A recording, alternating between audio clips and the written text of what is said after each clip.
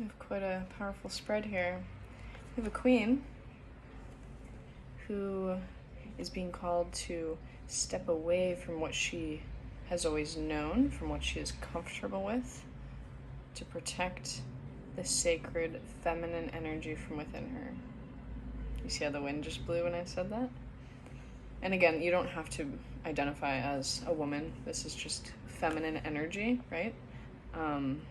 But there's this sacred call, and you know what I'm talking about. If you resonate with this, this is you feel this nudge, and you might be potentially trying to push this nudge away. But Spirit is like, you have this sacred feminine energy that the world needs to benefit from. And in order for the world to benefit from what you have to bring to the table, you have to leave behind what you are comfortable with, what you have always known. You have to leave behind. I'm seeing someone leave their hometown that they've been in for their entire life. Life. 111 I just saw. For your entire life, just like realizing like, I got a mission, and I need to, it's not gonna happen here. Like a feeling of stagnancy with what you've always known, this place you've been in for decades. And it's making me think about Chapel Roan's kind of like origin story. Like she's from like a smaller town, I think, I don't know why I'm like checking my hair right now. She's from a smaller town in Missouri or whatever, but she literally just followed her dreams. She left home and went to LA and, put in dedication to her gifts. And look where she is now. She blew up. The world sees her. The world needs her presence. She has made a huge impact on, I don't know, just queer empowerment, women empowerment, right? So this is that energy of like there's something about your womb space that is a portal, not only for yourself, but the people around you. And I don't think you're fully aware of this or aware of its power, but this is a sacred call for you to connect with this womb space and, connecting with the sacred mother. Again, even if you don't have a womb, like this is an archetype, this is a place that everyone can connect to. But I do feel like I'm probably speaking to a feminine energy. Yeah. This triangle is really standing out to me of like Spirit is like dig deeper. Dig deeper. There's this purpose that is emerging from the surface. That just rhymed. I loved that. But it requires you to dig deeper into it. You must dive into the underworld. You must dive into the depths in order to like pull out a sacred gem, like 3, 2, 1. This almost is looking like a gem to me in the center here. You have something really sacred to offer the world.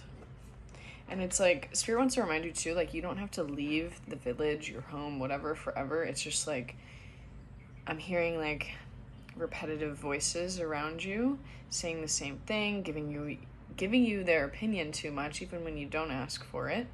And that is deterring you from doing what your innermost nudge calling is asking you to do. It's too loud.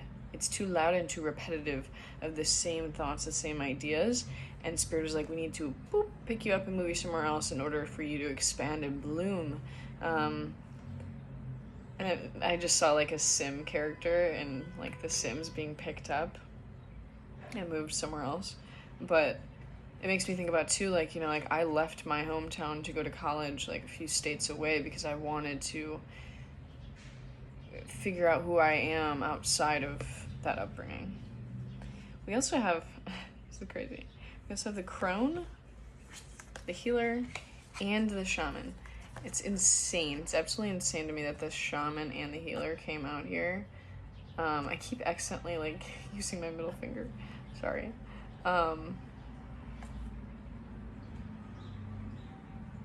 Whoa, okay, hold on. So these snakes are significant.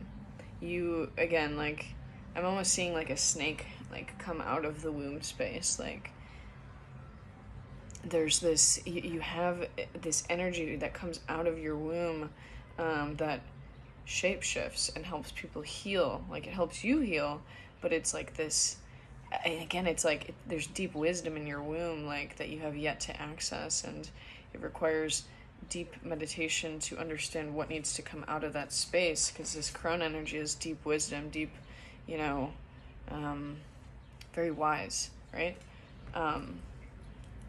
You're a wise old soul. But this energy of like, Spirit is like, you can't question this anymore. You have the healer and the shaman. Like, this is natural within you. You've always had this. You've been healing and being a shaman your entire life, without knowing it. You've been healing people since day one. Just with your energy, just with your words, just with your presence. It's really, really, really, really powerful. I'm hearing a plane now. Again, travel feels significant. But this crone is really standing out to me because look how the hand, like, is within the crone, like or within the crow. The crow's, like, tail is, like, part of the arm, and it kind of reminds me of the gloves that I have on right now. It's like, I'm hearing that your crone energy, your wisdom, is an extension of your soul, an extension of your body. And with this hand holding it, it's like you naturally give this. It naturally comes out. Whenever you give, whenever you lean in with those around you, there's so much wisdom that is being picked up that you don't even realize that you are sending out. If that makes sense. Oh, I think I meant to say with the village, like, you're not leaving forever. You can always return, you know, like, it's still the place you grew up, whatever. It's like a sacred thing that doesn't just disappear. Because I know it's hard to, like, leave, but it's significant to leave too. I'm seeing like a healer on the road, like almost like a traveling healer, which is really interesting. So that might be significant, like traveling in a van or something. With the lover on the bottom of the deck, interesting. The destroyer. And then the gem. Spirit, tell me more about this lover card here. And the destroyer and gem. The ocean. Yeah, we need... Okay. I feel like this is shifting into a love message here a little bit. So, I don't know if I showed these already. Lover, destroyer, gem. And now, the ocean came out. This is really, really powerful. So basically, like, this is like an extension of... This is what I'm talking about now with love is a byproduct of you stepping into this purpose more.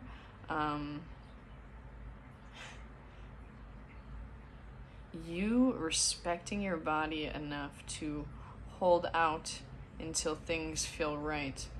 Listening to your womb. Your womb will tell you when it is safe and when it is not safe to engage romantically with others.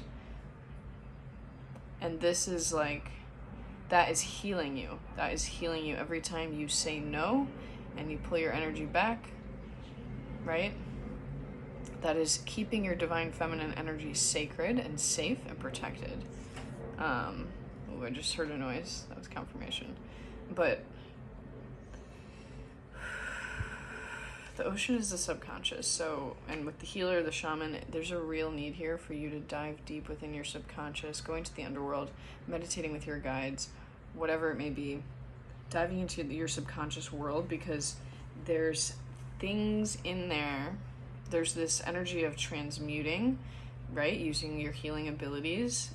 Even like your womb space. Your womb space, it creates and it destroys. Like, it's like this death and rebirth place. Again, the portal I was talking about. So there's certain things, concepts, belief systems, whatever, that need to be destroyed in order for you to step into this purpose I've been talking about for 10 minutes. And also, like, love is a byproduct of you stepping into your purpose. Because when a divine feminine aligns with her purpose and that is her main focus, her main motivation, it attracts in divine masculines into her life. I'm not saying right away, but just like, that's the energy of like, that sacred energy of your divine feminine, because it's being protected for only those who are worthy, basically. And then you find the gem within the ocean, within this destruction process. You find yourself, you see yourself clearly, you act authentically. Radical acceptance and authenticity. I'm really getting like Hecate energy here, so there's this energy of like diving into Hecate's cave. Reminds me of a book club that I'm in is reading. But yeah, there's this is really powerful, and I just want you to know, like, you might feel overwhelmed with what do I do next, blah blah blah, whatever. Just start somewhere. Just start with your womb. Just start with your purpose. And I'm hearing the rest of these things. There's a lot of cards here. There's a lot I just said.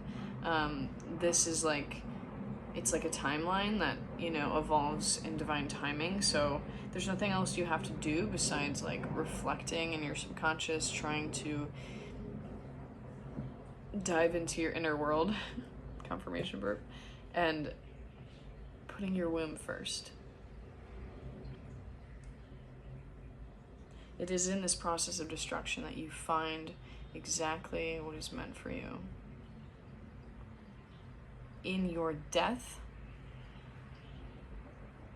the gem emerges, rebirth, brand new. Okay, I feel like I could talk about this forever, but I'm gonna leave it there. For those of you who don't know me, I'm Harmony. I do intuitive readings. I'm also a Reiki healer. I go live doing collective Reiki Tuesday evenings, and then some pop-ups throughout the weekend afternoons. But yeah, I also host a tarot club. We're meeting tonight, 7 p.m. Central. Just go to the link in my bio for everything I just mentioned if you want to connect deeper. Yeah, much love to you, you powerful, powerful being.